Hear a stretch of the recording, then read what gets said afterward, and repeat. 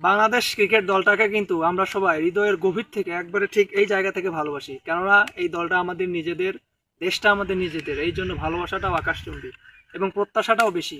এমন অনেক সময় গেছে বাংলাদেশ ফাইনাল ম্যাচেও হারছে, আমাদের মতো ক্রিকেট প্রেমী ভক্তদেরকে অনেকভাবে হতাশ করছে, আমরা অনেক ট্রোলও করছি, কিন্তু তারপরেও না, দিন শেষে এই দলটার প্রতি আমাদের মায়া একটুও কমে নাই।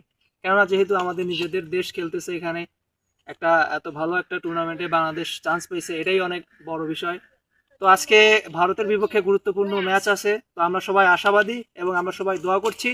বাংলাদেশের লাখো কোটি ক্রিকেট প্রেমী ভক্ত সবাই দোয়া করছে আজকে মন প্রাণ জুড়ে বাংলাদেশ যেন আজকে ভারতকে হারিয়ে ফাইনালের টিকিট কনফার্ম করে, নিশ্চিত করে, এবং বাংলাদেশ যেন এই এশিয়া কাপের শিরোপাটা জেতে, এই দোয়াই আমরা সবাই করি এবং আপনারা সবাই দোয়া করবেন।